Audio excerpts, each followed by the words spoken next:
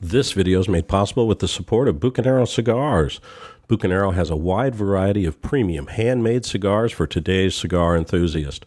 And now Bucanero is selling direct to the public so you can save while purchasing some of the best, finest cigars in the business today. That's bucanerocigars.com.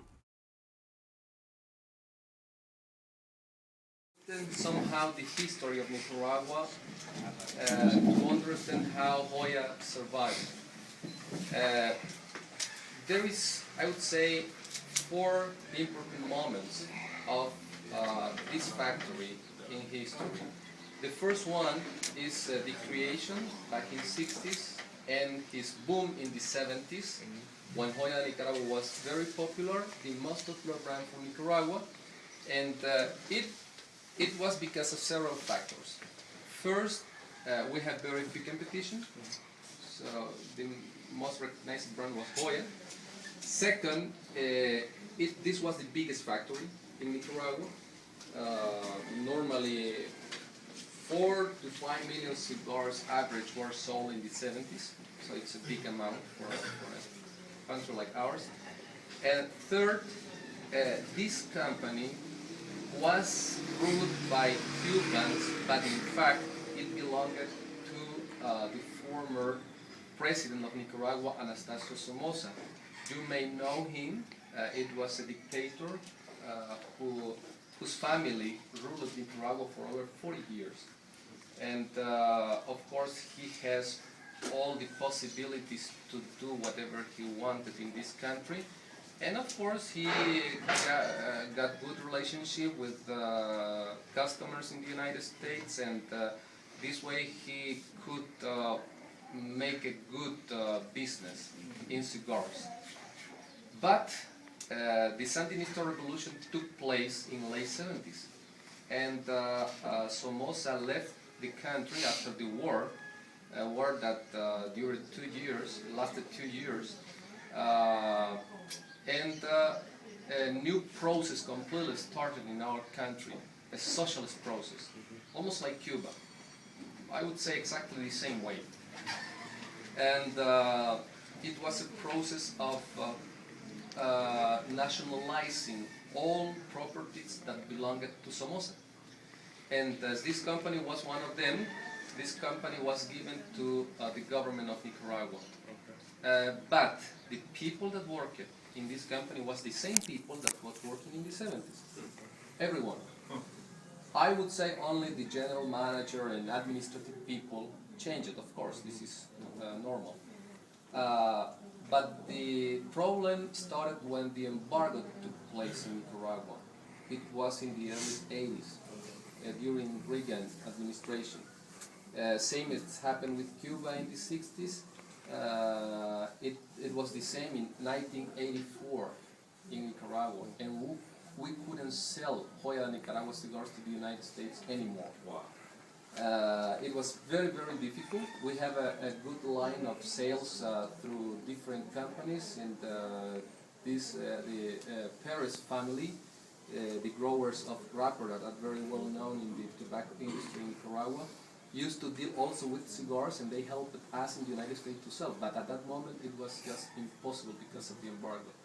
So it was a very tough moment because we had to look for new markets. And nobody besides the United States bought premium cigars from other country than Cuba. You know, United States was the only one that could buy our cigars, and it was very difficult to enter other markets where Cuba was positioned, like England, France, Germany.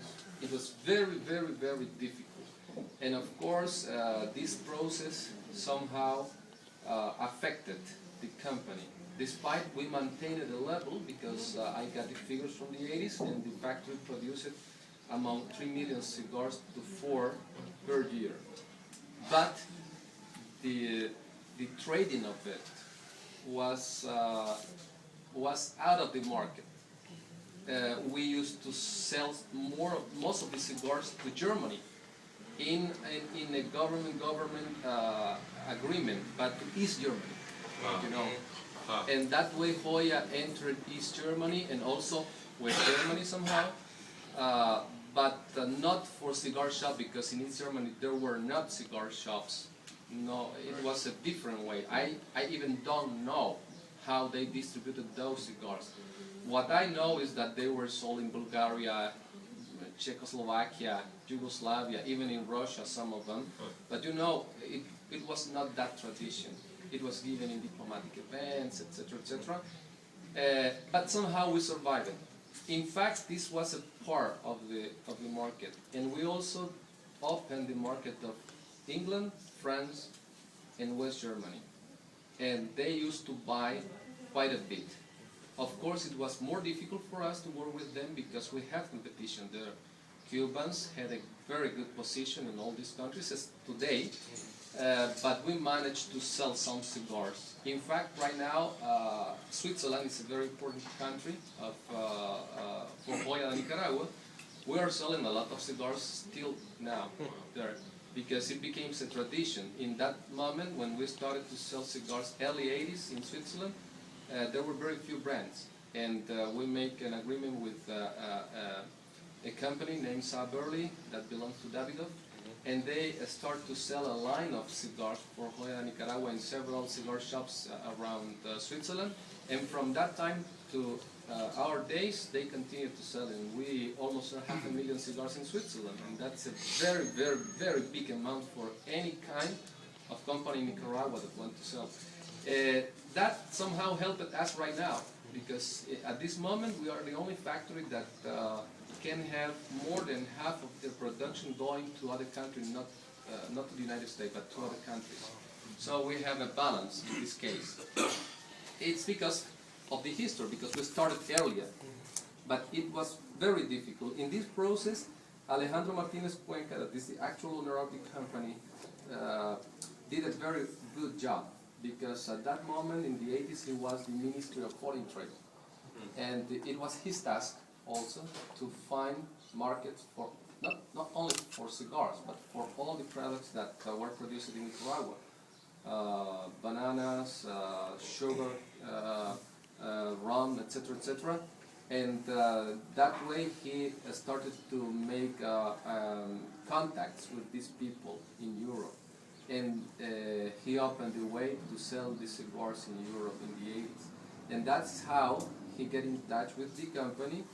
And in the 90s, when the Sandinistas lost the government in the election of 1990, the company got a process of privatization. But it was a very complicated situation.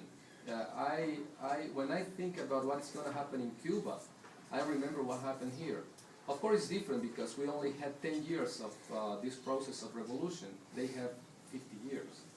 And I'm sure it's different, but there is something that can be very close. And that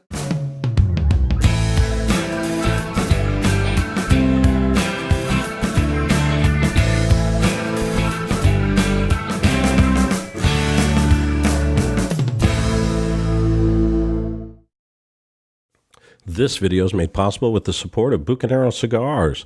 Bucanero has a wide variety of premium handmade cigars for today's cigar enthusiast. And now Bucanero is selling direct to the public, so you can save while purchasing some of the best, finest cigars in the business today. That's bucanerocigars.com.